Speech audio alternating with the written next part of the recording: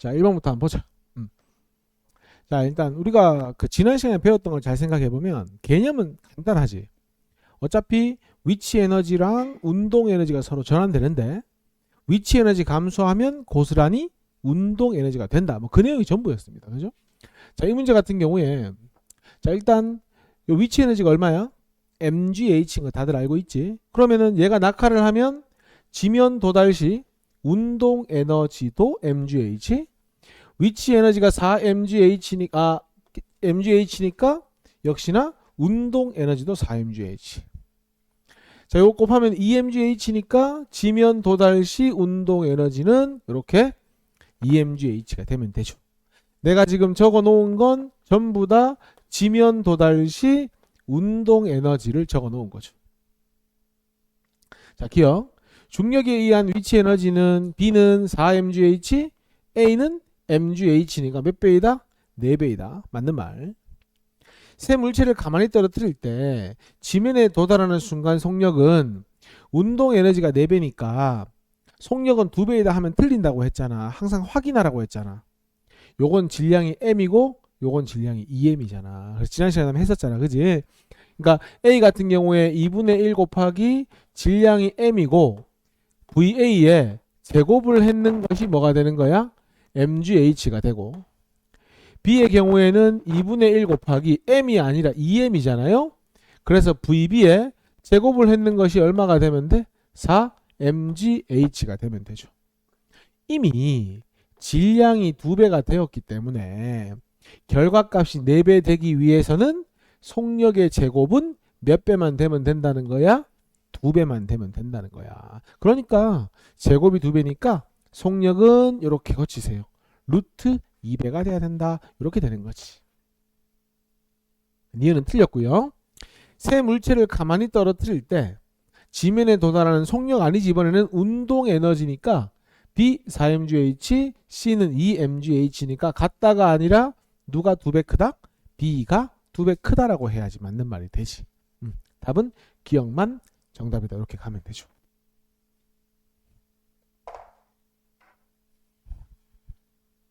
자, 2번에 뭐 억수로 길게 막 써져 있다. 그지? 길게 써져 있어.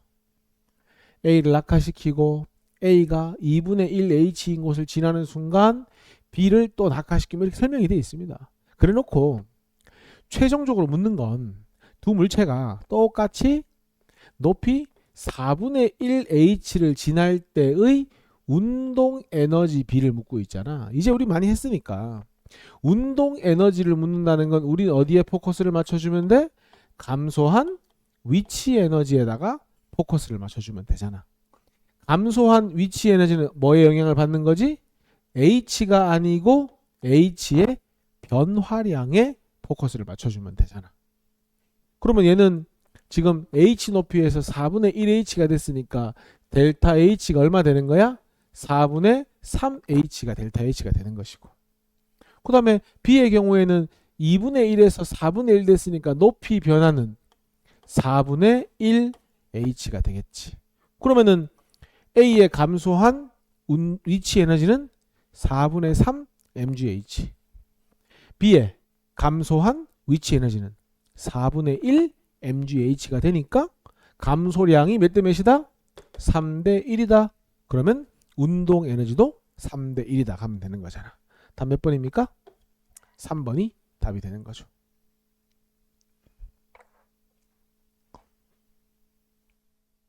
3번 문제도 한번 보자.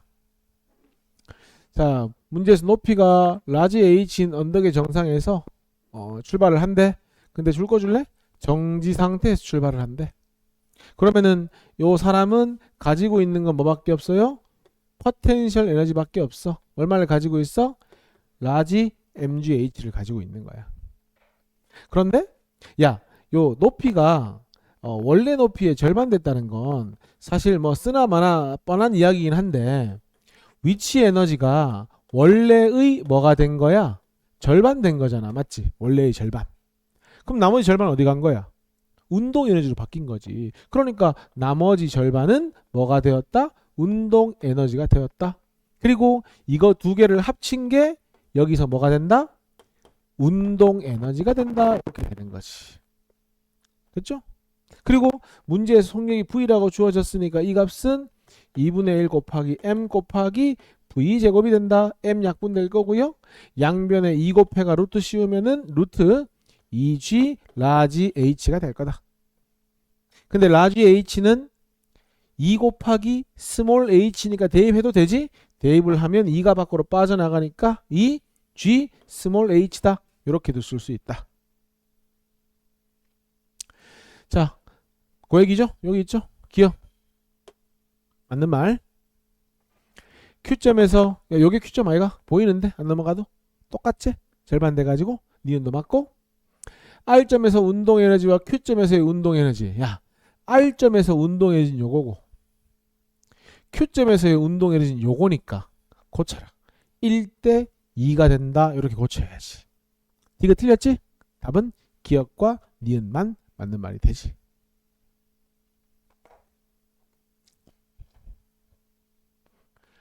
5번 문제 한번 보자 얘들아. 뭐 간단한 얘기인데 그림만 봐도 지금 그네가 최고점에 있을 때 위치 가지고 있고 걔를 이제 내려오면 뭐 밀었다면 운동 에너지까지 더한 것이 운동이 될 거고 내려와서 뭐 그대로 놓는다면 위치가 운동으로 바뀌는 뭐 그런 상황이겠죠. 자, A가 처음 줄을 놓느냐 미는 게 아니고 높이 H를 이렇게 돼 있거든. 어차피 그냥 그네를 놓는다면 그네를 놓을 당시의 위치 에너지가 mgh고 그게 고스란히 뭘로 바뀌는 거야? 운동 에너지로 바뀌는 거잖아. 요렇게 맞지? 그러면은 최하점인 필요 지나는 속력은 당연히 h가 커지면 속력도 증가할 수밖에 없지. 기억은 맞는 말이네. 근데 있잖아. 니은에 h가 같은 경우에 이 질량이 크다 이렇게 얘기하고 있거든. 근데 잘 보면 mgh 이퀄 2분의 1 mv 제곱이니까 이 m이 어떻게 돼버리냐? 약분이 돼버리는 거야. 그러면 사실상 지면 도달시 속력은 양변에 2 곱해가 루트 씌우면 많이 했잖아. 요거야. 이 식 어디에도 뭐는 존재하지 않아? m이라는 문자는 존재하지 않는 거야. 그러니까 지면 도달시 속력의 질량은 의미가 있다 없다? 없다라는 거야. 그러니까 무관하다. 필요 없다. 달라지지 않는다는 거야. A가 처음에 B를 밀어서 놓는다 이렇게 되어 있거든. 밀어서 놓는다는 건 속력 V를 가지고 출발한다는 거야. 그러면 결론적으로 디귿에서는 뭘 이야기하고 있는 거냐면 애초에 출발할 때의 역학적 에너지를 증가시킨다는 거야. 근데 너희들 최고점에서 출발을 하면 최하점에 오면 뭐가 역학적 에너지가 되는 거야? 운동 에너지가 역학적 에너지가 되는 거잖아. 그러니까 출발할 때 역학적 에너지를 증가시켰다는 건 지면 도달 시 운동 에너지를 뭐 하는 거야? 증가시키는 것과 같은 효과를 발휘하잖아. 그렇다면 분명히 속력은 빨라질 것이다. 이것은 맞는 말이 되는 것이. 답 뭐야? 3번에 기역 디귿 하면 되는 거야.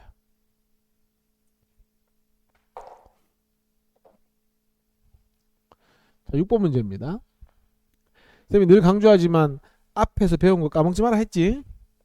빗면 운동은 무슨 운동 하지? 등가속 운동한다. 그지? 그럼 얘는 지금 등가속 운동하고 있고 만약에 이 문제에서 이런 방식으로 H가 주어졌다면 뭔가 에너지로 풀어볼 수 있을 텐데 그렇진 않아서 그렇게 풀 수는 없을 것 같아.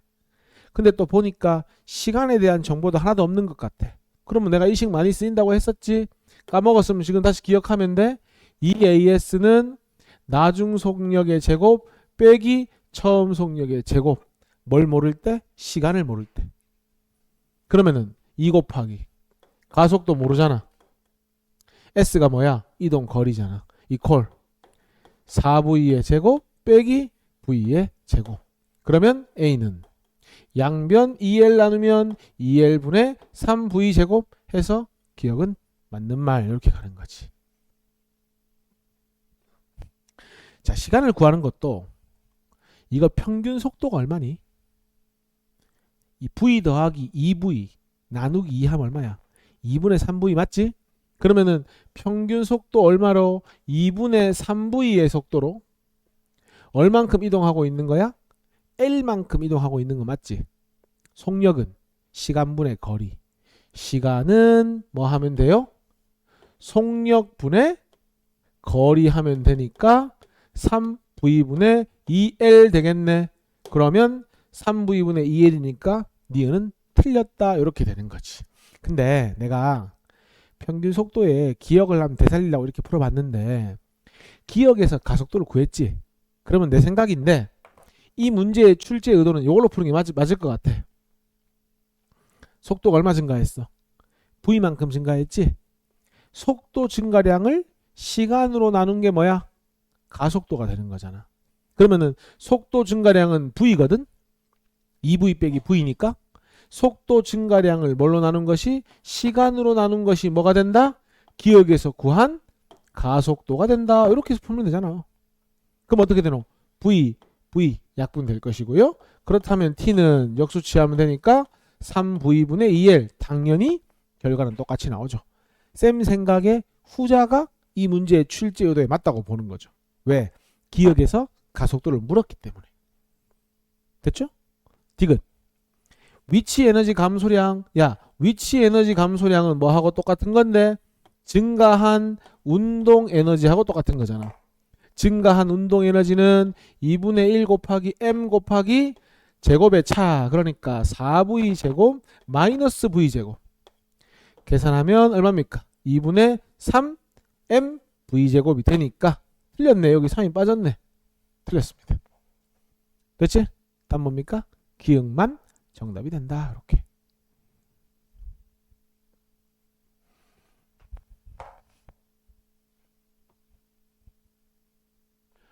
(7번) 보겠습니다. 자, 지금 보면 H에서 낙하를 해서 충돌해가지고 4분의 H밖에 못 올라갔어. 그 말은 확실한 건 요거는 보니까 충돌 과정에서 뭔가 에너지가 조금 없어진 것 같아. 그럼 이렇게 생각해보자. 문제에서 운동량의 크기가 전과 후가 어떻게 되겠냐 묻고 있거든. 그럼 생각해봐야지. 운동량을 구하는 공식이 뭐야? 질량 m에다가 속도 v를 곱한 거잖아. 뭐 충돌하고 나면 질량이 바뀌니? 그렇지는 않지. 그럼 질량은 동일해. 그럼 누가 결정하는 거야? 우리는 포커스를 V에 맞춰보는 거야. 단계로 가는 거지. V에 포커스를 맞춘다. 그럼 우리의 관심사는 어디로 가는 거야? 운동 에너지로 가야지. 우리의 관심사가 운동 에너지로 갔다는 건 최종적인 관심사는 감소한 위치 에너지로 가야 되는 거지. 그러면 애초에 이때 위치 에너지가 얼마였어? mgH였잖아. 그러면 충돌 전에 운동 에너지는 얼마가 되면 되는 거야? mgH가 되면 되는 거야. 이게 충돌 전 운동 에너지지. 근데 충돌 후 운동 에너지는 얼마인지 모르는데 이 운동 에너지를 가지고 4분의 H만큼 올라간 거야. 아, 그러면 이 4분의 H에 해당하는 위치 에너지가 운동 에너지였다는 걸 판단할 수 있겠네. 그러면 충돌 후 운동 에너지는 얼마가 되는 거예요? 4분의 1 mgH가 되는 거예요. 답 찾자. 충돌 전 mgh, 충돌 후 4분의 1 mgh. 몇 대 몇이 되는 거야? 4대 1. 뭐가? 운동 에너지가. 그럼 속력은 몇 대 몇이 되면 돼? 속력의 B는 2대 1이 되면 되니까 운동량의 B도 2대 1이 되면 되는 거야. 됐죠? 답 몇 번입니까? 1번. 이렇게 답 찾는 겁니다.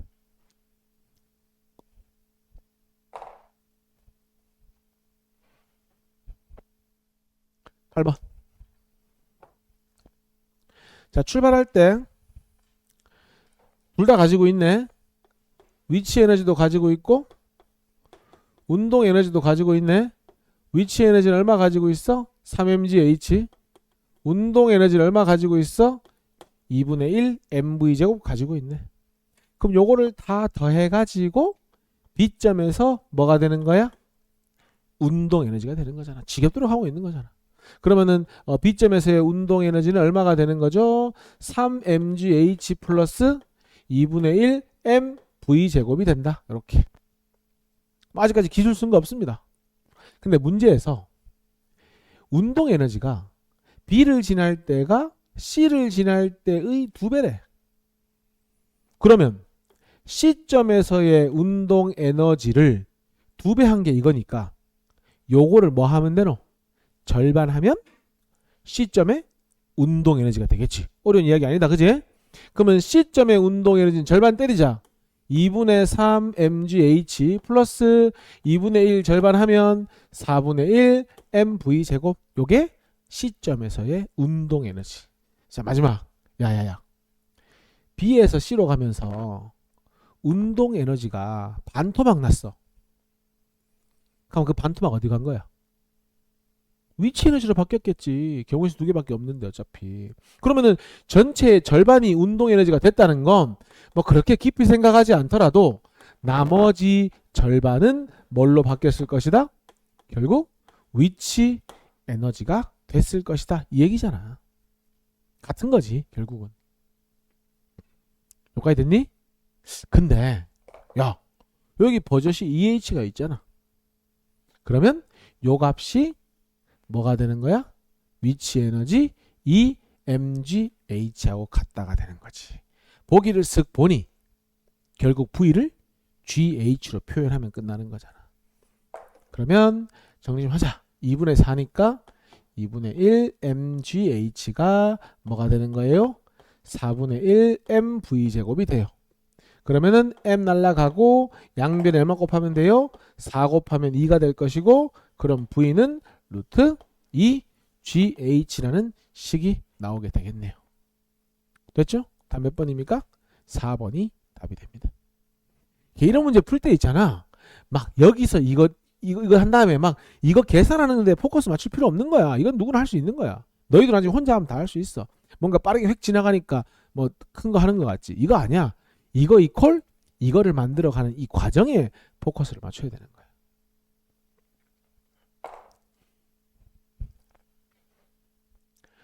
자, 10번 보자. 자, 지금 그림을 딱 봤을 때 뭐가 똑같아? 둘의 위치 에너지가 똑같은 거 맞지? 근데 A는 자유낙하했으니까 속도가 제로야. 근데 얘는 던졌어. 그럼 얘는 추가로 뭘 가지고 있는 거야?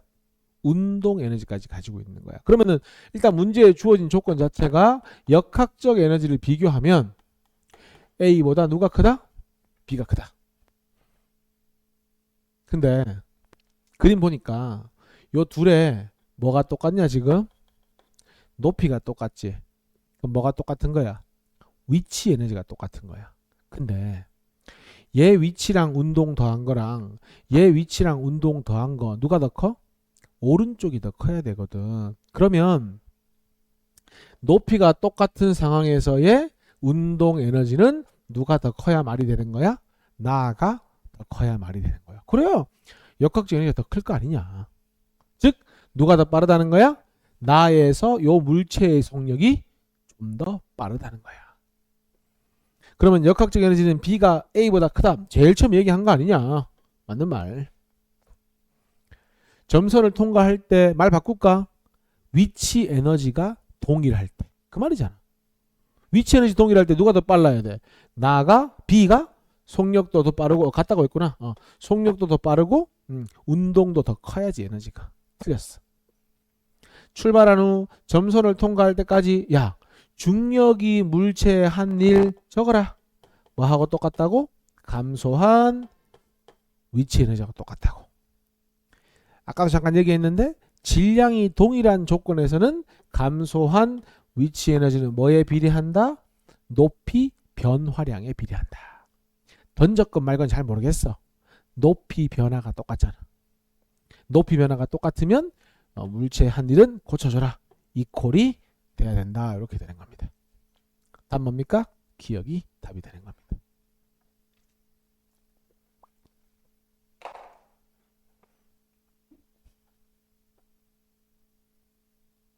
12번 볼까?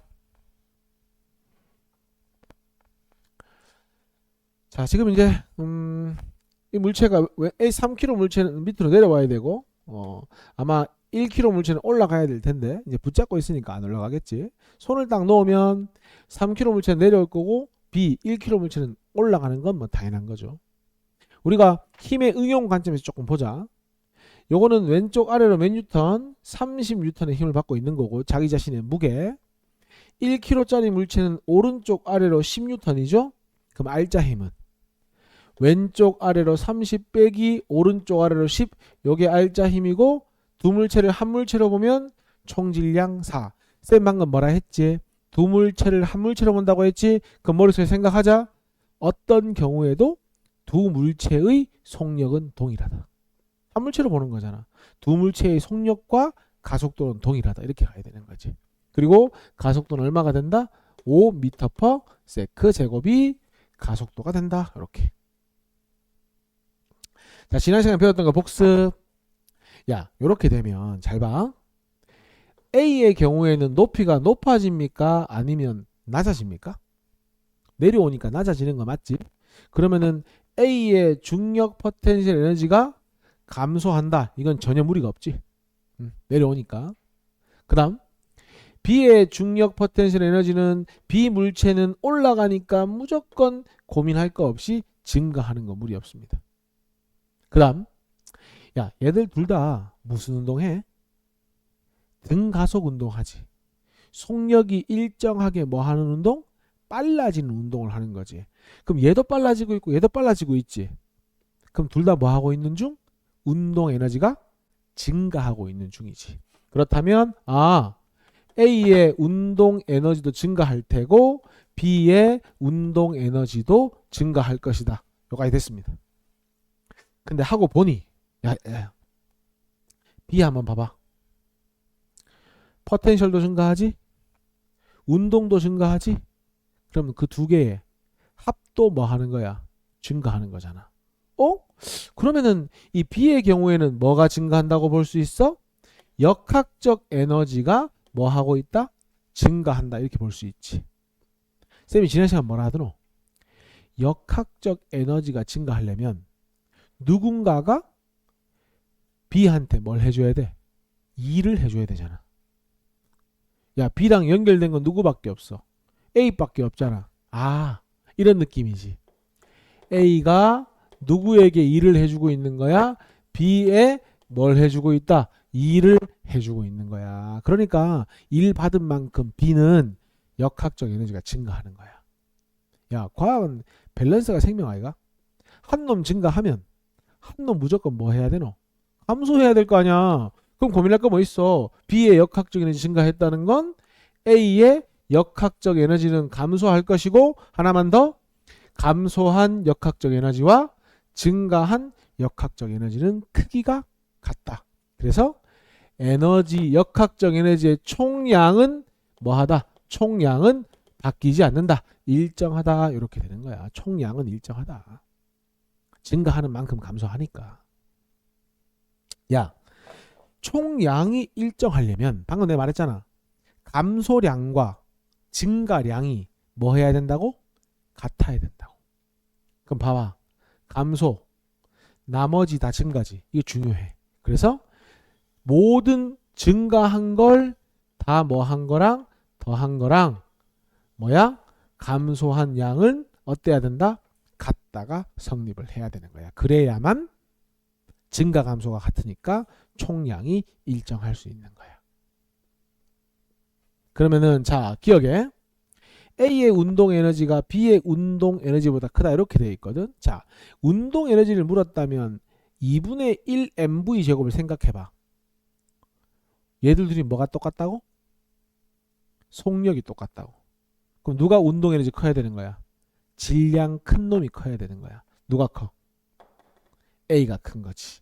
그럼 A의 운동 에너지가 B의 운동 에너지보다 크다. 하나만 더. 몇 배 클까?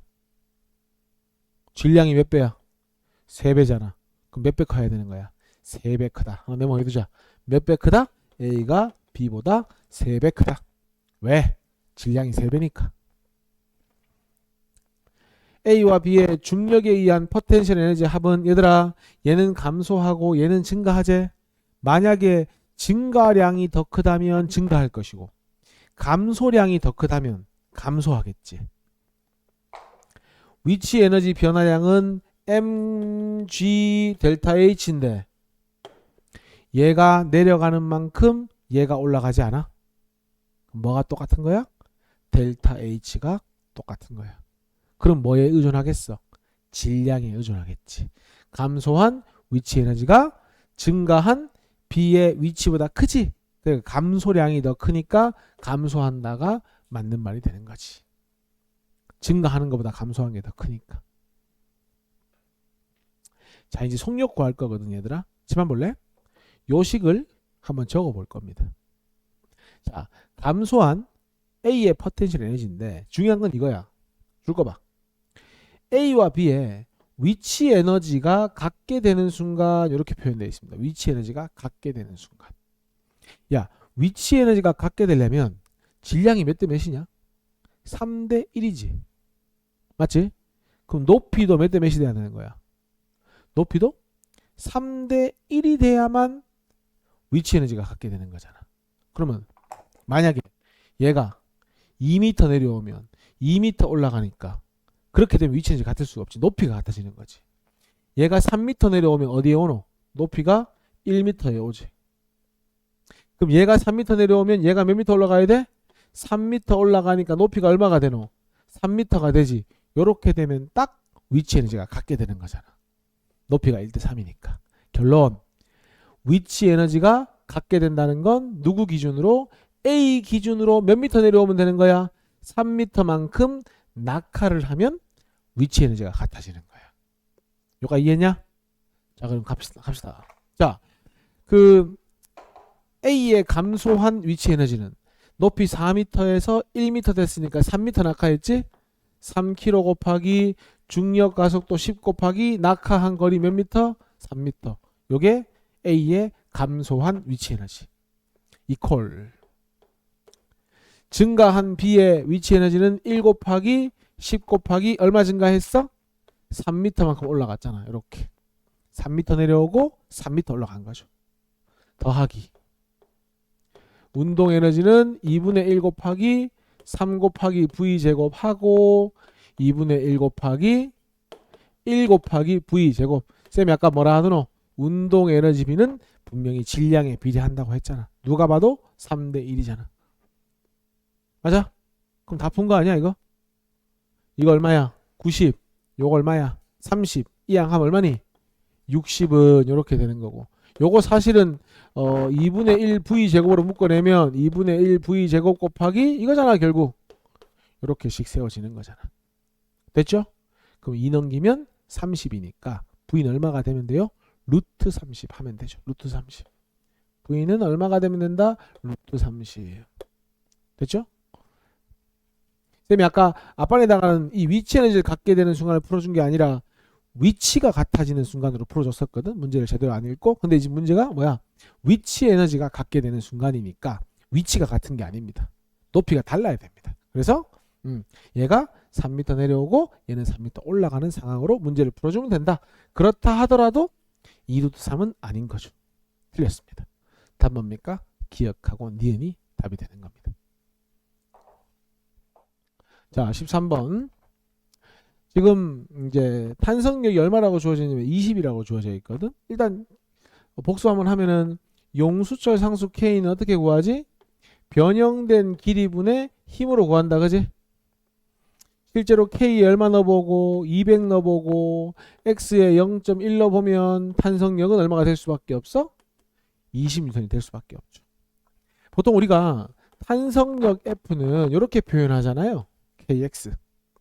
그래서 용수철을 늘리거나 줄이면 변형된 길이가 커지면 커질수록 탄성력도 커진단 말이야. 그러니까 실제로 만약에 이걸 X라고 하고 이걸 F라고 한다면 늘어난 길이가 커지면 커질수록 탄성력도 같이 증가하는 거야. 그래서 지금 현재 얼마 늘어났을 때 0.1m 늘어났을 때 탄성력 얼마이다 하면 되는 거야? 20N이다 하면 되는 거야. 근데 기억에서 물은 건 평균 힘을 물어본 거잖아. 평균 힘. 0과 20의 평균은 고치세요. 얼마가 됩니까? 10N이 돼야 되겠죠. 틀렸고. 자, 야, 니은 봐봐. 용수철의 한 일이나 그때 저장된 포텐셜 에너지랑 똑같은 거 아니야? 어떻게 식 세우면 되는 거야? 2분의 1 곱하기 상수가 200이죠? 곱하기 늘어난 길이가 0.1이니까 0.1의 제곱을 하면 되죠. 100 곱하기 0.01이니까 1줄. 맞네. 이것도 맞고 이것도 맞고. 똑같은 얘기니까. 답 뭐가 된다? 니은하고 디귿이 답이 되는 거지. 됐습니까? 자, 이제 열하고 1에 대한 걸 배워볼 텐데, 먼저 열이라고 하는 것은 결국은 높은 온도에서 낮은 온도로 이동하는 에너지 형태를 뭐라고 불러주는 거야? 열 에너지 형태. 열이라고 불러주는 거야. 그래서 항상 뒤에 가면 자세히 하겠지만 저온에서 고온으로 열이 이동할 수는 없습니다. 항상 고온에서 저온으로 이동을 하고 고온이 잃어버린 열과 저온이 얻은 열의 양은 같아야 하고. 맞죠? 그 다음에 언제까지 이동한다? 온도가 같아질 때까지 이동한다. 이렇게 보시면 되고요. 자, 요거 정리 좀 하자면 우리가 이동하거나 흡수하거나 방출한 열의 양을 열량이라고 하고 열량은 보통 Q라고 표기합니다. 자, 비열은 뭐냐? 정의가 이렇습니다. 어떤 물질 1g을 온도 1도 높이는 데 필요한 열량을 뭐라고 한다? 비열이라고 한다. 그러니까 비열의 단위를 보면은 요게 열의 단위죠? 줄이 뭐에 대한 1g 또는 뭐 1g의 온도 1도 높일 때 필요한 열량. 그래서 줄 퍼 그램 도시가 됩니다. 그런데 만약에 내가 비열에다가 질량을 곱해버리면 요건 어떤 의미를 가지는 거야? 그냥 그 물질 온도 1도 올릴 때 필요한 열량이 되는 거야. 요걸 뭐라고 정의하냐면 열 용량이라고 정의하는 거야. 열 용량. 비열 곱하기 질량. 그럼 최종적으로 우리가 원하는 열의 양을 구하고 싶잖아. 그럼 봐봐 얘들아. 비열의 정의가 뭐였지?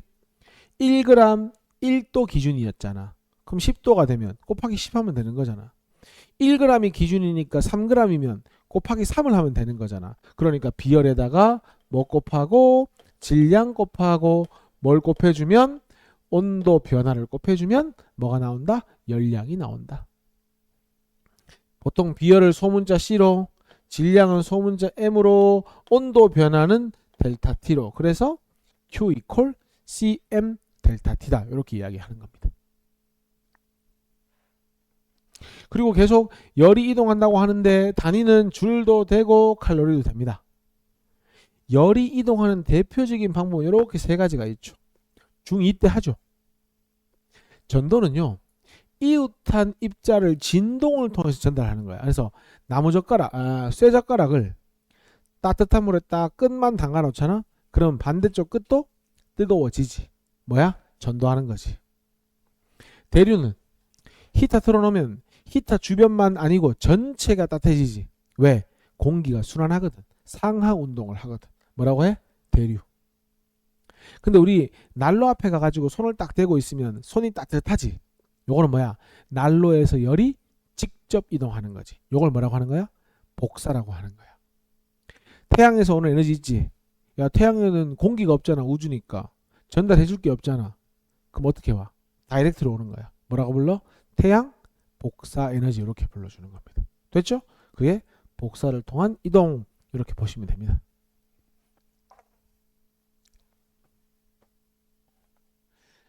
자, 중요한 건 이제 이 열만 가지고 공부할 건 아니고 열하고 일이 서로 뭐 한다는 게 중요한 거야. 전환된다는 게 중요한 거야. 물리는 또 전환을 그렇게 좋아해요. 충격량이 운동량으로, 위치가 운동으로, 운동이 위치로 이제 하다 안 되니까 열과 일이 서로 전환된다는 거야. 우리가 예를 들어 가지고 손바닥을 막 비비면 손이 따뜻해지잖아. 뭐 한 거야? 일 에너지가 열 에너지로 바뀐 거잖아. 맞죠? 또는 어떤 거 있을까? 주전자 물 끓이면은 열 에너지 발생하잖아. 그게 주전자 뚜껑이나 냄비 뚜껑 막 덜컹덜컹 열리잖아. 뭐 한 거야? 열 에너지가 일을 한 거지. 서로 뭐 한다? 전환이 가능하다. 그럼 당연히 전환된다는 건 열의 양과 일의 양을 뭐 하다고 보는 거지? 서로 전환된 양은 동일하다고 보는 거지. 자, 그걸 누가 실험을 했는데 누가 실험을 했냐면 요 그림 보고 설명하자. 줄이라는 사람, 우리 3줄, 5줄 하잖아. 그 줄이야. 사람 이름이야. 줄이 이제 실험을 합니다. 어떤 실험을 하냐면 일의 양으로 진짜 열을 만들어낼 수 있는지를 실험하게 됩니다. 일의 양으로 열을 만들어낼 수 있는지. 어떻게 실험하냐면 추를 두 개 답니다. 두 개 다는 이유는 얘가 내려갈 때 얘가 올라갈 거고 얘가 내려갈 때 얘가 올라가니까 두 개를 달아 놓는 거야. 그리고 얘가 내려올 때나 오른쪽 추가 내려올 때 요 회전 돌개가 돌아갑니다. 이렇게. 그럼 어떤 일이 벌어지느냐? 추가 낙하를 하면서 얘를 돌리잖아. 그러면 이 회전 돌개하고 물 사이에 마찰이 존재할 테고, 그럼 뭐가 발생해? 열 에너지가 발생해서 열량계의 온도를 뭐 해주는 거야? 높여주는 거야. 뭐가 발생했다는 거야? 열량이 발생했다는 거지. 그래서 이 사람이 계산을 하는 거야. 계산했더니 어떤 결과가 나왔어? 어떤 물 1kg 1도 온도를 높이는데 얼마의 에너지가 필요하더라는 거지? 4.2kJ의 1의 양이 필요하다는 걸 실험적으로 밝혀낸 거야. 그래서 결론적으로 이 사람은 어떻게 표현했어? 줄까 봐봐. 열량 단위죠. 대표적인 요 1칼로리의 열량은 몇 줄의 일에 해당한다는 4.2줄의 일에 해당한다는 열과 일의 관계식을 밝혀낸 게 바로 이 줄의 실험인 거야. 그럼 봐볼래? 분명히 아까 일이나 열량이나 똑같은 단위를 쓴다고 했잖아. 근데 일의 단위를 줄로 쓰고 열량의 단위를 뭐 칼로리로 쓰잖아. 그럼 뭐가 필요하니? 얘들 둘을 이퀄로 고쳐주려면 뭔가 상수가 필요하잖아. 그게 바로 너희 책에 있는 열의 1당량이라고 하는 거야. 그래서 이 일의 양은 뭐야? 열의 1당량에다가 열량을 곱한 것과 같다. 이렇게 표기를 하고요. 이 열의 1당량의 단위는 뭐가 되겠어?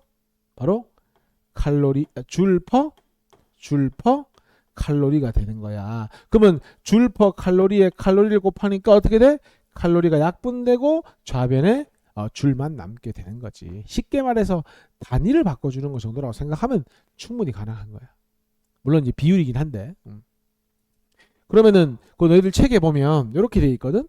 4.2가 아니라 4.2 곱하기 10의 3승이라고 돼 있거든. 그건 단위 때문에 그래. 봐봐. 지금 문제 책에 주어진 건 이거잖아. 4.2 곱하기 10의 3승 줄 퍼. 이거 봐봐. 칼로리가 아니고 킬로칼로리잖아. 그러면 1kcal는 몇 칼로리야? 10의 3승 칼로리가 되니까 이렇게 약분이 되잖아요. 그래서 4.2줄 퍼 칼로리가 되는 겁니다. 이 단위는 문제를 풀면서 적절하게 맞는 걸 쓰시면 됩니다. 결론은 뭐다? 1과 열이 주어졌을 때 이 1당량은 뭐다? 결국 열과 1의 비율을 알려주는 것이고 단위를 맞춰준다. 그렇게 생각하면 된다 이겁니다. 중요한 건 이 원리가 더 중요한 거잖아. 얘가 낙하를 한다? 뭐가 생기지? 감소한 위치 에너지가 생기지. 그 감소한 위치 에너지가 사실상 바람개비를 돌리는 뭐 하는 거야? 일을 하는 거지. 일. 그러면 추가 낙하하면서 한 일이 뭘 만들어 가지고 열을 만들어 가지고 열량으로 전환된다. 뭘 실험했다? 일이 열로 전환되는 실험을 했다. 요게 줄의 실험이 되는 겁니다.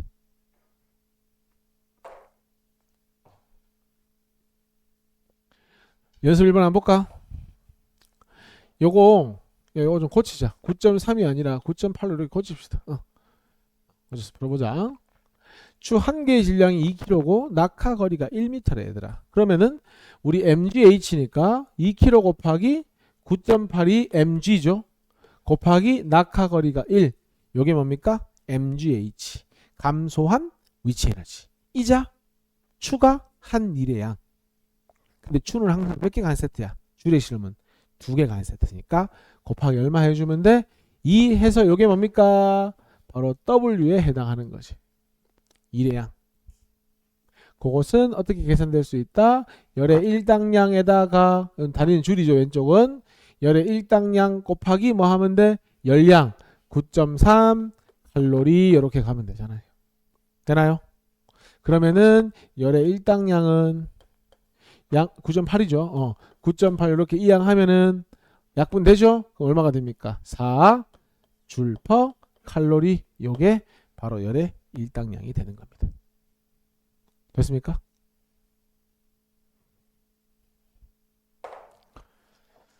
자, 1번 한번 보자. 지금 그림 주어졌지? 추가 낙하하면서 한 일을 구하래. 자, 추질량 6kg제. 중력 가속도는 10이죠. 낙하거리 얼마야? 0.5잖아. 요건 추 몇 개 기준? 1개 기준. 그럼 추가 2개니까 곱하기 얼마 하면 돼? 2 하면 되지. 그래서 추가해준 일회량은 60줄이 되는 거지. 2번. 자, 모두 만약에 열량기 안에 물의 온도를 올라가게 하는데 사용되었다면 열량은 얼마겠느냐? 자, 요 일회량은 열의 일당량 곱하기 뭐하고 똑같아요? Q하고 똑같은 거잖아. 지금 문제에서 묻고 있는 건 뭐예요? 열량을 묻고 있는 거지. 그러면 60줄은 열의 일당량 문제에 주어져 있잖아. 4.2 곱하기 10에 3승 줄 퍼 킬로칼로리. 이렇게 돼 있고 우리가 원하는 Q가 여기 오면 되잖아요. 됐죠? 그러면은 자 60을 얼마로 나누면 됩니까? 요거 이항하면은 4.2 곱하기 10에 3승. 어차피 줄 약분되고 이항했으니까 뭐가 돼? 단위는 킬로칼로리가 되는 거죠. 요게 답이죠. 그런데 문제 다시 한번 봐봐. 킬로칼로리를 물었나? 칼로리를 물었나? 칼로리를 물었잖아. 1킬로칼로리가 몇 칼로리지? 1000칼로리니까 여기다가 얼마를 곱해주면 돼요? 1000, 즉 10에 3승을 곱해주면 되는 거잖아. 그럼 어떻게 되니? 어차피 요거 약분되니까 이 문제의 답은 얼마이다? 4.2분의 60이다 하면 되는 거잖아. 됐죠? 3번에 이 실험을 통해 열과 일 사이의 전환을 정량적으로 설명할 수 있고 1이 열로 변환되는 비율을 1당량이라고 하는 것이고, 야 거꾸로 된 거 아이가 3번에 추의 역학적 에너지가 뭘로 바뀌는 거야? 요렇게 돼야지. 열 에너지로 바뀐다. 이렇게 가야죠. 됩니까?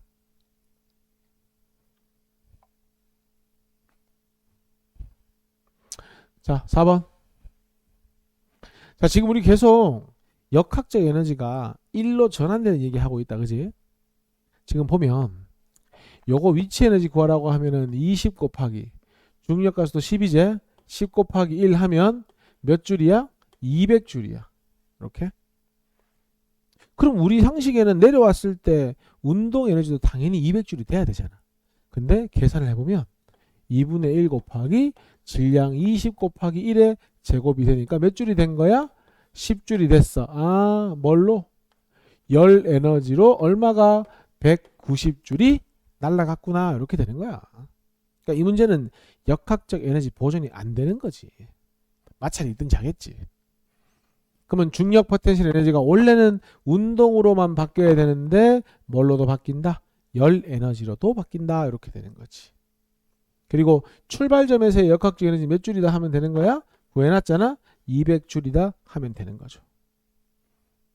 그 다음에 6번에 발생한 열 에너지 쌤이 구해놨잖아. 적어라. 열 에너지 얼마? 190줄 이미 다 구해놨습니다. 자 7번에 물체가 내려오는 동안 중력 포텐셜 에너지는 당연히 내려오는데 감소하겠지. 그리고 보존되든 안 되드나 190이 날아갔다 아이가? 보존된다는 틀렸죠.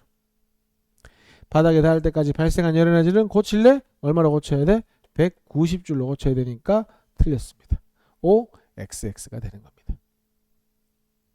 됐니? 자 1번 한번 보자. 1번 보면 뭐 고온의 물체와 저온의 물체 접촉하면 고온에서 저온으로 열이 이동하는 거지. 열이 이동하는 거고 그 양을 열량이라고 하는 거고. 그 다음에 자 열량 Q를 구하라는 얘기지. 자 요거 단위를 같이 좀 써주면 안 헷갈리고 좋은데 비열 단위가 1kcal per kg 도씨 곱하기 여기 kg 있으니까 질량을 쓸 때 kg을 써야지. 그래서 이거는 0.5kg 정직하게 되어 있고, 그 다음에 온도 변화 15에서 45니까 30도씨. 그러면 도씨 kg 약분 딱 되니까 남는 건 kcal면 딱 남는 거지. 계산하면 15kcal. 1번이 답이겠지.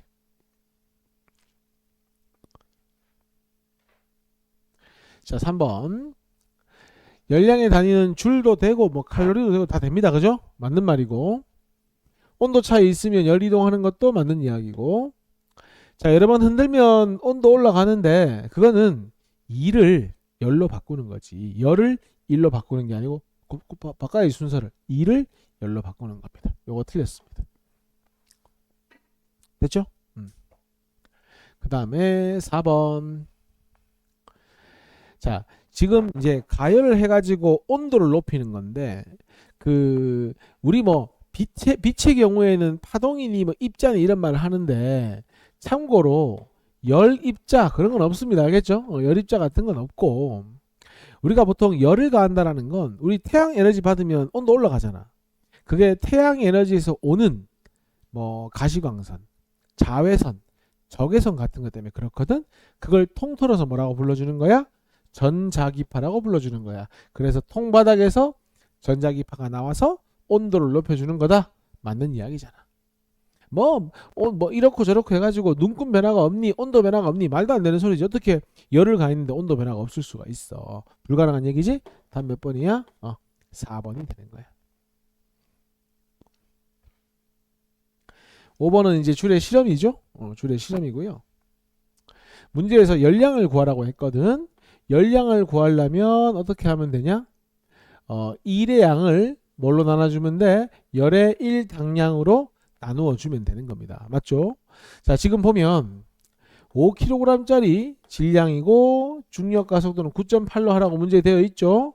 그리고 높이 낙하거리가 1.5m. 중요한 건 추가 몇 개야? 2개. 요까지 계산한 단위가 뭐가 되는 거야? 줄이 되는 거야. 근데 우리가 원하는 건 뭐예요? 칼로리를 원하는 거지. 그럼 이거 공식 몰라도 있잖아. 이렇게 풀어도 괜찮아. 요 줄을 약분시키고 우리가 원하는 건 칼로리니까 요렇게 단위를 먼저 쓰는 것도 좋은 방법이야. 지금 보면 봐봐. 4.2 곱하기 10의 3승 줄 퍼 칼로리잖아. 근데 우리는 뭘 써야 되노? 칼로리 퍼 줄을 써야 되잖아. 뭘 곱하면 되는 거야? 역수 곱하면 되는 거잖아. 맞지? 그렇게 해도 괜찮아. 공식 몰라도. 그럼 어떻게 하면 돼? 여기에 4.2 곱하기 10의 3승분의 1 칼로리 퍼 줄이 되는 거지. 그러면 줄 약분 되잖아. 이렇게. 그럼 뭐가 남아? 킬로칼로리가 남잖아. 그럼 또 이렇게 가는 거야. 우리는 킬로칼로리를 칼로리로 바꿔주면 되는 거잖아.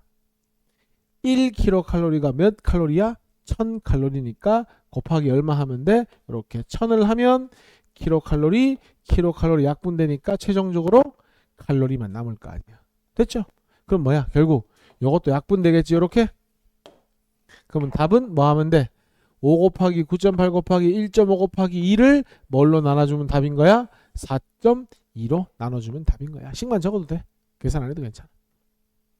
시험 문제는 계산하기 쉽게 나와. 약분되게. 됐습니까?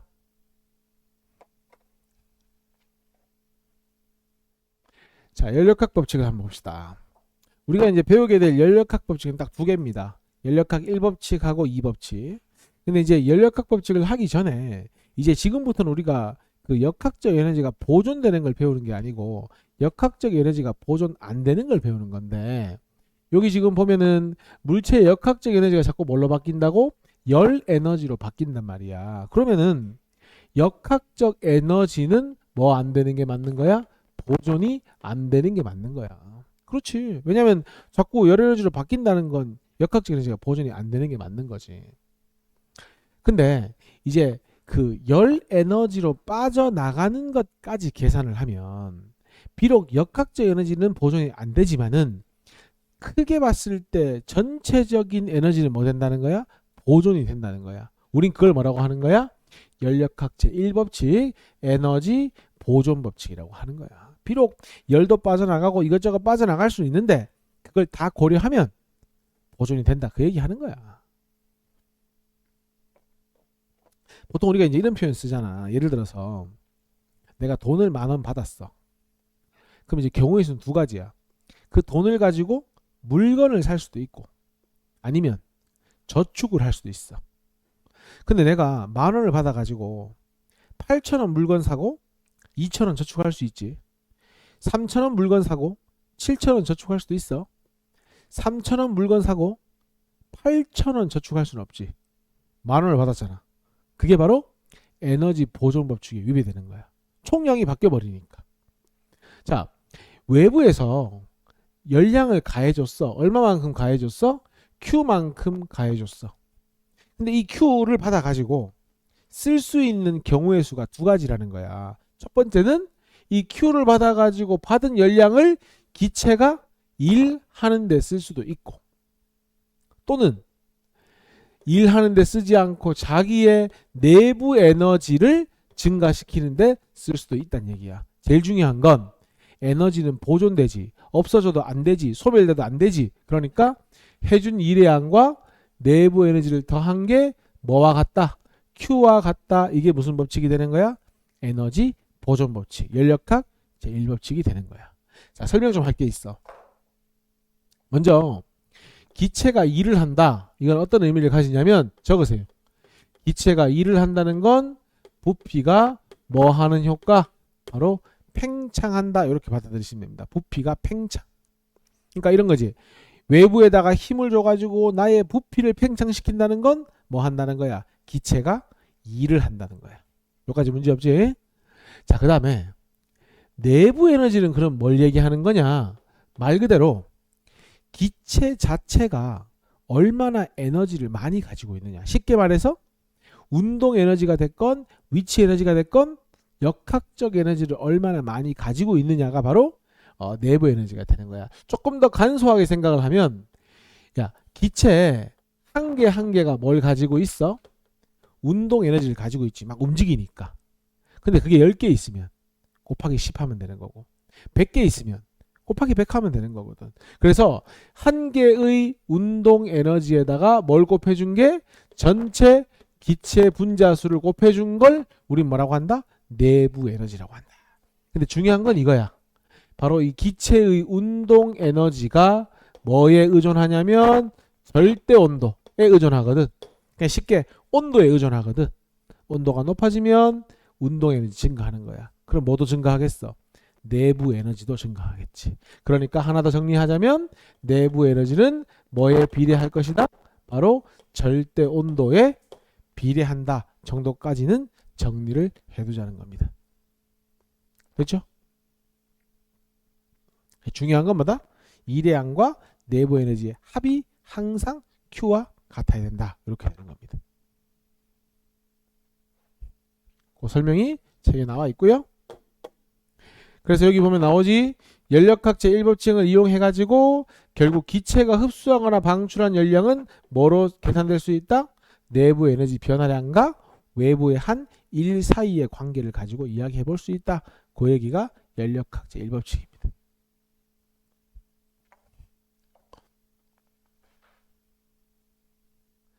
자, 1번부터 한번 보자. 요거는 뭐 쉽지. 출발할 당시에 운동 에너지를 가지고 있는데 2분의 1 질량 30의 제곱 하면은 90줄 맞지? 근데 최고점에 올라가면은 0.2 곱하기 중력과 속도 10 곱하기 25 이렇게 되겠지. 그럼 2 곱하기 25니까 얼마가 됐어? 50줄. 40줄 어디 갔어? 날라간 거지? 그럼 이제 뭐 공기 저항하고 부딪혀가지고 빠져나갔겠지. 그러면은 공기 저항에 의해 발생한 에너지는 90 빼기 50 해서 얼마? 40 이렇게 되면 되지. 그러니까 역학적 에너지는 보존되지 않았지만 연력학 제1법칙엔 전혀 위배되지 않았지. 2번 문제. 출발할 때 위치 에너지는 2 곱하기 10 곱하기 5 아이가? 위치 에너지는 2 곱하기 10 곱하기 5, 위치 에너지는 100줄 뭐 또는 역학적 에너지는 100줄 뭐 둘 다 됩니다. 근데 야 4m밖에 못 올라간다는 건 한번 압축됐다가 다시 올라가면 2 곱하기 4 곱하기 아니지 2 곱하기 질량 2 곱하기 10 곱하기 4가 되니까 몇 줄이 되는 거예요? 80줄이 되는 거잖아. 맞아? 그럼 20줄 날라갔네? 근데 문제에서 평면에서의 마찰은 없대. 그럼 아마 압축되기 직전에 왔을 때 요때의 운동 에너지는 여전히 얼마였다고 봐야 되는 거야? 100줄이었다고 봐야 되는 거야.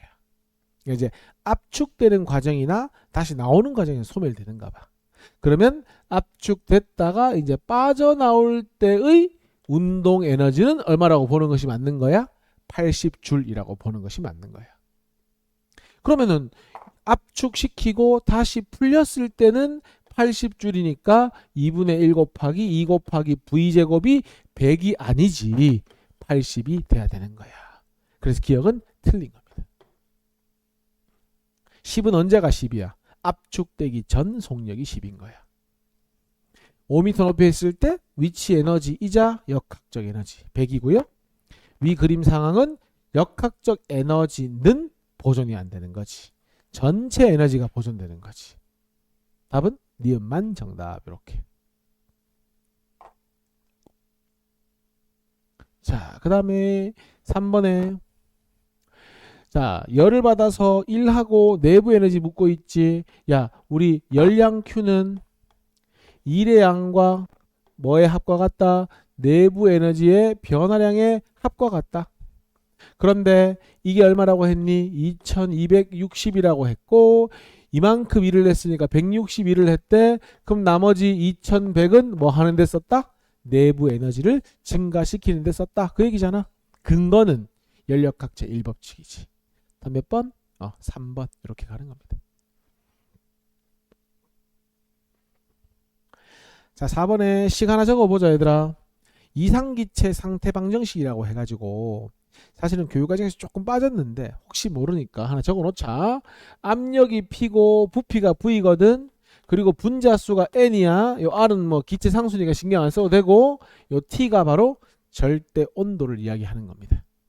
절대 온도. 그러면은 P가 압력, V가 부피인데 야 그림 봐봐. 가에서 나로 갈 때 요 부피가 몇 분의 몇이 된 거야? 반 잘랐으니까 부피가 2분의 1배가 된 거야. 요까지 맞지?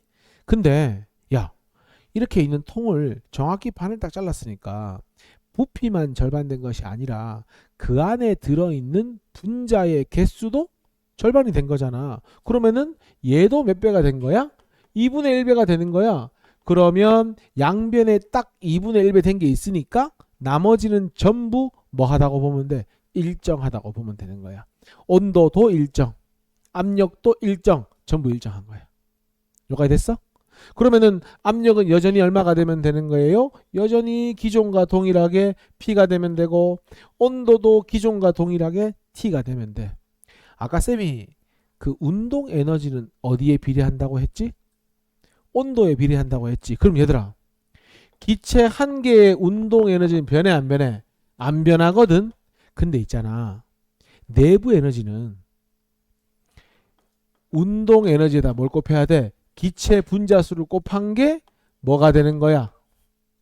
내부 에너지가 되는 거잖아. 야야야 여기 전체에 있는 분자수에 여기는 몇 분의 몇이 된 거야?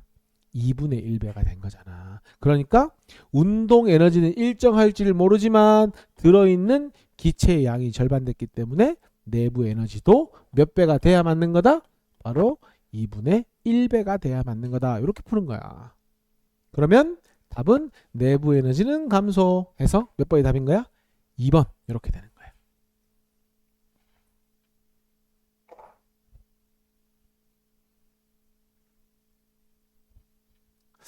야, 밀폐된 용기에 내부 에너지가 200줄인 기체가 들어있는데 줄 좀 꺼봐라. 열에 출입이 없대. 열에 출입이 없대. 연력학 제1법칙에 의하면 Q는 1의 양과 내부 에너지의 변화량의 합인데 열에 출입이 없다는 건 이 값이 얼마란 뜻인 거야? 0이란 뜻인 거야. 맞죠? 그러면은 야, 이 값이 0인데 얼마의 2를 받았대? 50줄만큼 압축되었대. 아까 기억나? 기체가 2를 하면 부피가 팽창되는 거고 기체가 압축이 됐다. 줄 거 2를 뭐 했다는 거야? 받았다는 거야. 야, 10,000원을 받았어. 근데 물건을 못 사 지금. 나가지를 못해. 그럼 내 통장에 얼마가 추가되면 돼? 10,000원이 추가되면 되는 거 아니야? 왜? 에너지는 소멸되거나 없어지면 안 되잖아. 그러면 내가 50줄 일을 받았어. 어떻게 해? 어쩔 수 없이 나의 내부 에너지를 증가시키는 데 써야 될 거 아니야. 그러니까 50만큼 일을 받았으니까 요 내부 에너지가 얼마만큼 증가하면 되는 거지?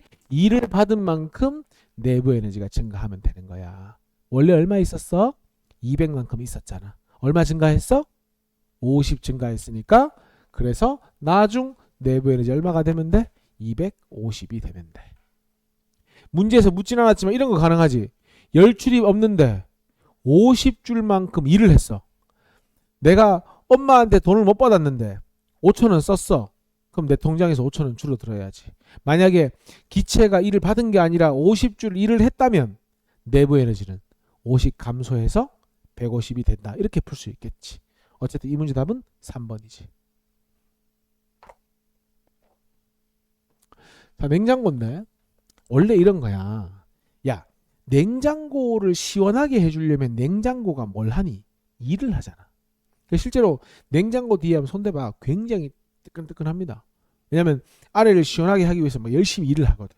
근데 냉장고 어떤 공간이 있는데 냉장고 문을 열어놨대. 그럼 그냥 냉장고 하나 떨렁 있고 한 공간밖에 없는 거지. 왜냐면 문을 열어놨다는 건 냉장고 내부나 외부가 그냥 한 공간이란 얘기잖아. 그러면 지금 하나의 공간 안에 누가 열심히 일하고 있는 거야? 냉장고가 열심히 일하고 있는 거야. 그러면 냉장고가 일하는 걸 얘들은 뭐 하고 있는 거지? 받고 있는 거잖아. 냉장고가 중간에 서서 이 외부로 뭐 해주고 있는 중인 거야? 일해주고 있는 중이잖아. 그러면 온도 어떻게 되겠어? 증가하겠지. 왜? 에너지는 소멸되거나 없어지면 안 되기 때문에. 그럼 뭐야? 연력학 1법칙에 의해서 온도가 뭐 한다? 올라간다. 이게 맞는 말인 거지. 어떻게 올라가는 거야? 야 냉장고 켜려면 전선 연결했을 거 아니야?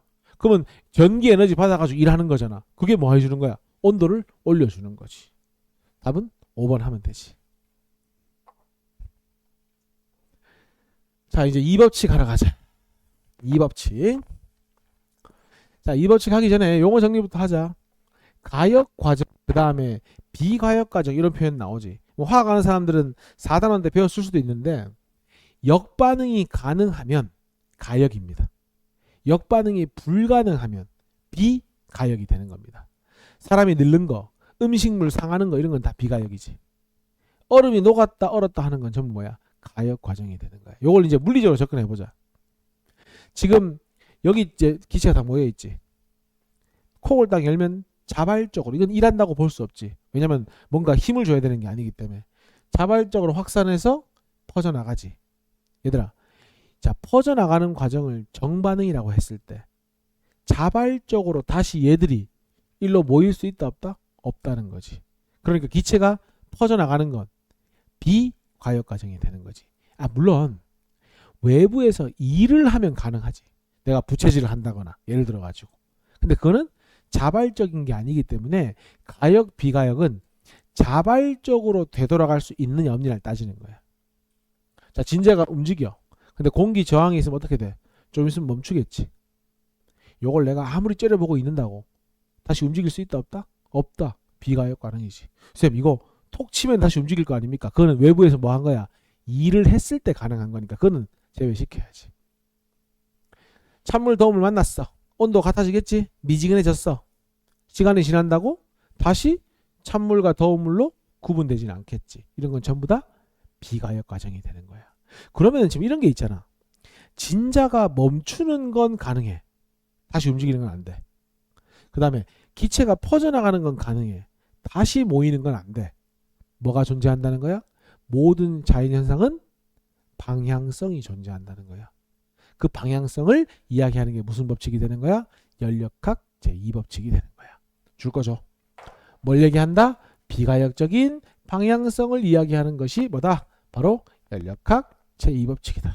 그러니까 저온에서 고온으로 열은 이동할 수 있다 없다? 없다는 거야. 뭐에 위배되는 거야? 연력학 2법칙에 위배되는 거야. 연력학 2법칙에 의해서 항상 고온에서 저온으로 열이 이동해야 되는 거야. 또 엔트로피라는 표현 나오죠. 보통 엔트로피는 S라고 표기하는데 줄 거라 무질서한 정도라고 생각하시면 됩니다. 자, 너희가 확률상 생각해봐. 어지럽혀지는 게 쉬워, 정리정돈되는 게 쉬워? 어지럽혀지는 게 쉽지. 책을 10권 딱 던져놓고 그냥 시간이 지나 무조건 책은 어지럽히게 돼 있습니다. 이건 비가역 과정이잖아. 물론 내가 에너지를 써서 일을 하면 다시 정리정돈이 되긴 하겠지만, 그러니까 엔트로피가 증가하는 반응은 가능하지만 엔트로피가 낮아지는 반응은 자발적으로는 불가능하다는 거야. 뭐와 관계 있는 거야? 연력학체 2법칙과 관계 있다는 거야. 그러니까 모든 자연상은 뭘로 간다? 무질서한 정도가 높은 정도, 그러니까 엔트로피가 증가하는 쪽으로 자발적으로 일어난다, 이렇게 되는 거야. 결론은 자연 상태에서는 결국 경우의 수가 커지고 확률이 높아지고 이 엔트로피가 증가하는 방향으로 모든 현상들이 일어난다. 그게 연력학체 2법칙입니다.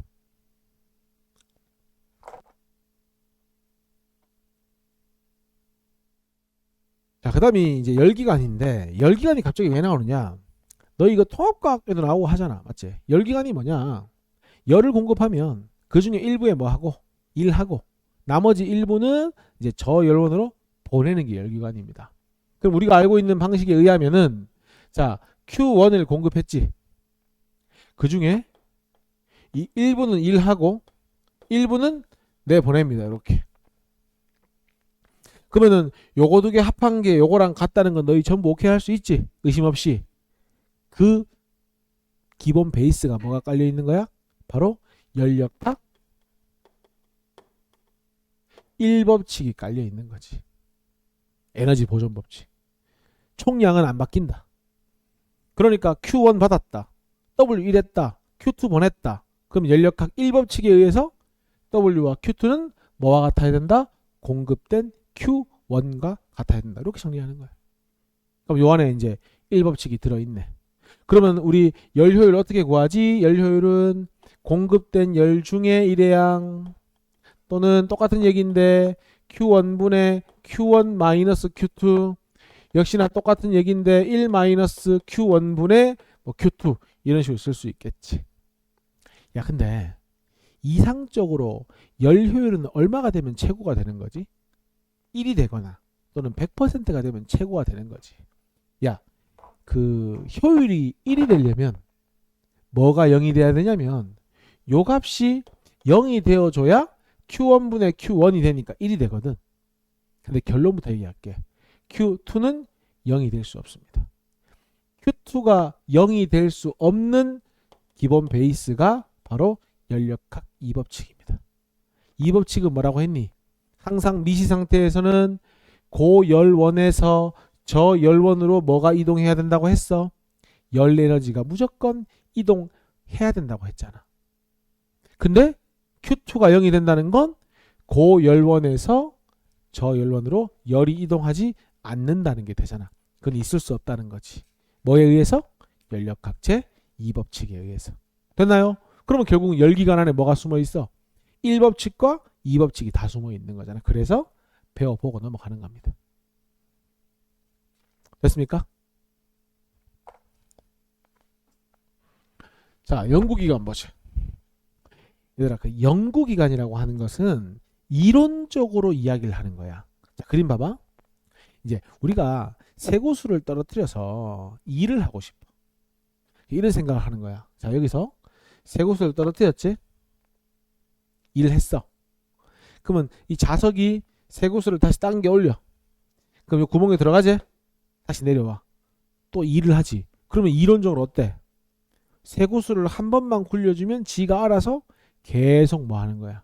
일을 한다는 거야. 영구적으로. 결론은 불가능하지. 왜?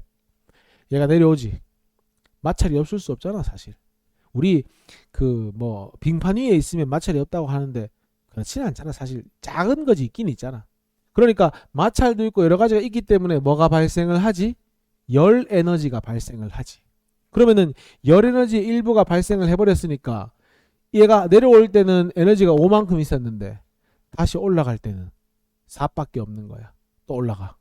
그러면 끝까지 못 올라가지. 요까지밖에 못 올라가. 또 내려와. 또 에너지 손실될 거 아니야. 근데 에너지는 보존, 총량은 일정해야 되잖아. 그러니까 빠져나간 열 에너지는 이제 없는 거야. 그럼 또 여기까지밖에 못 가. 나중에는 결론적으로 못 올라가겠지. 그러면 계속 쇠구슬이 일을 하게 하려면 어떻게 해야 돼? 외부에서 열을 공급하든지 외부에서 쇠구슬을 올려주는 일을 해야 된다는 거야. 그러니 외부의 공급 없이 일을 하는 기관이 제1종 연구기관인데 얘는 완벽히 어디에 위배된다? 바로 연력학 제1법칙에 위배되기 때문에 현실적으로는 불가능하다. 이렇게 되는 거예요. 두 번째, 2종 연구기관은 이제 아이디어는 이런 거야. 배가 앞으로 가니까 배가 앞으로 가면 어차피 얘들아 바닷물이 뱃속으로 들어올 거 아니야. 그러면 그 뱃속으로 들어온 그 바닷물의 에너지를 이용해서 계속 가겠다는 것이 이제 2종 연구기관이야. 그런데 엔진이 뜨겁니 바닷물이 뜨겁니? 엔진이 뜨겁지. 그러면 차가운 바닷물에서 뜨거운 엔진으로 에너지가 이동할 수 있다 없다? 불가능하다는 거지. 그럼 이것도 봐봐. 바닷물로부터 에너지를 공급받아 가지고 계속해서 앞으로 가겠다는 거니까 연력학 제1법칙에는 전혀 위배가 안 되잖아. 왜? 에너지 공급받아서 가겠다는 건데 뭐가 문제야. 그러니까 제2종 연구기관은 사실 1법칙에는 오케이야. 위배되지 않아. 근데 뭐에 위배되는 거지? 에너지의 방향성에 위배되는 거니까 제2종 연구기관은 뭐에 위배된다? 바로 2법칙에 위배된다. 그렇게 정리하는 겁니다. 됐습니까?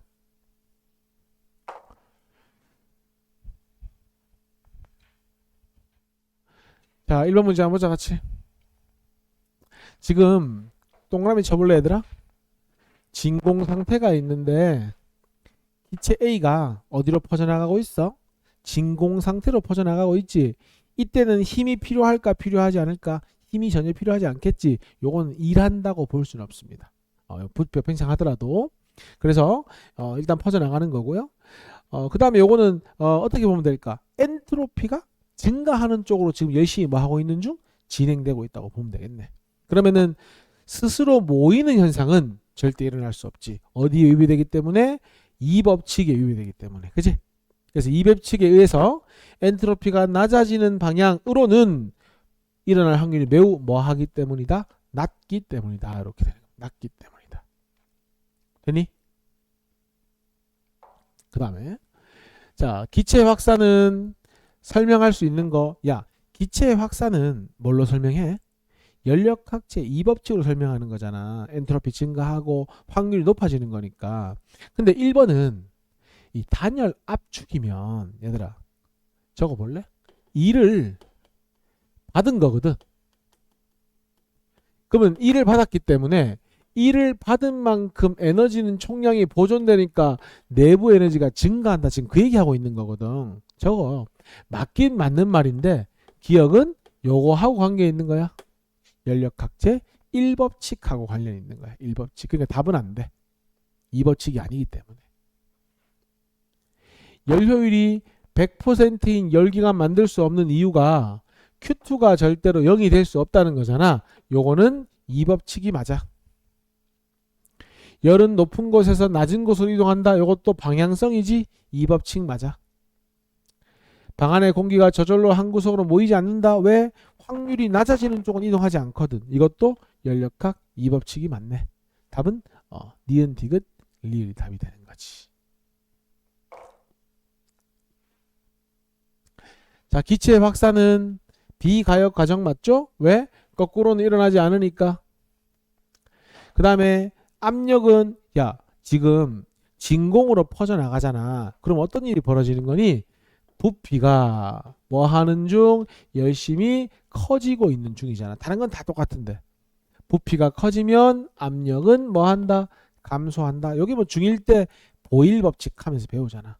P랑 V는 반비례 관계. 그러니까 압력은 감소한다. 이거는 팽창한다고 해서 일하는 건 아니라고 했지. 진공으로 퍼져나가는 건 일하는 건 아니다. 왜? 힘이 없습니다. 진공으로 퍼져나가는 것은. 자발적으로 일어나는 자연현상은 엔트로피가 감소하는 방향 아니지? 엔트로피가 증가하는 방향으로 일어난다. 이렇게 봐야 되는 겁니다. 자, 3번 문제 한번 보자 얘들아.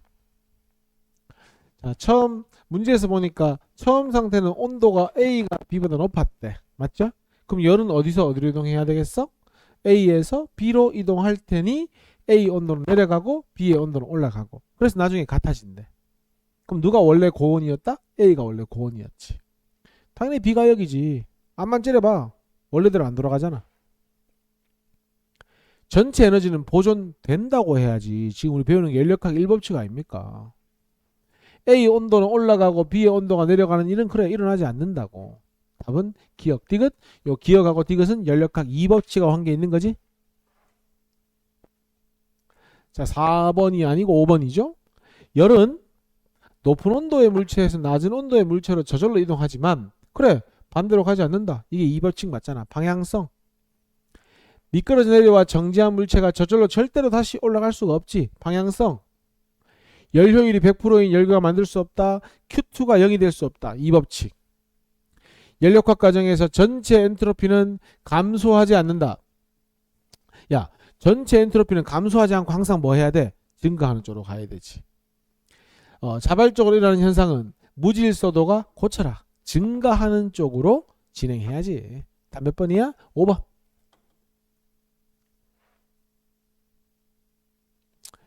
자, 문제에서 1000줄의 열을 흡수해서 일을 하고 600줄을 방출했대. 그럼 얼마 일을 한 거야? 400줄의 일을 한 거지. 근거는 연력학 제1법칙이지. 그러면은 효율은 어떻게 되는 거지? 1000줄 중에서 1000줄 빼기 600줄 400줄만큼 일을 했으니까 0.4 이렇게 하면 되겠지. 퍼센트를 묻는다면 뭐 40% 하면 되는 거고요. 자, 9번에도 우리가 열 효율을 구하기 위해서는 전체 열량을 구해야 되니까 싹 다 더하세요. 몇 Q? 10Q. 근데 자동차의 어쨌든 본연의 임무는 운동 에너지 아닙니까? 여기 있네. 유용하게 사용된 에너지 해서 얼마? 10분의 3. 몇 번? 5번이 답되면 되잖아요. 자, 2500줄 중에 1000줄의 일을 했으니까 물을지 안 물을지 모르겠다마는 1500줄이 빠져나가면 되고 열 효율을 구하라고 하면은 2500 중에서 1000줄 이렇게 가면 되겠네. 5, 25, 20이니까 얼마? 5분의 2, 0.4. 야, 빨리 디귿 고쳐라. 0.4로. 디귿. 틀렸죠? 한 번의 순환 과정을 거치는 동안 얘들아 순환이 뭔데? 원위치 하는 거 아니냐? 원위치. 내부 에너지는 변화하지 않지. 원위치 하니까 순환하잖아. 또 공급받고 또 공급받잖아. 열기관이 고열원에서 흡수한 열량과 저열원으로 방출한 열량은 같다? 어떻게 같냐 이거 두 개가. 2500하고 같을 수가 없습니다. 절대로. 틀렸다. 답은 기억만 정답이 되는 겁니다.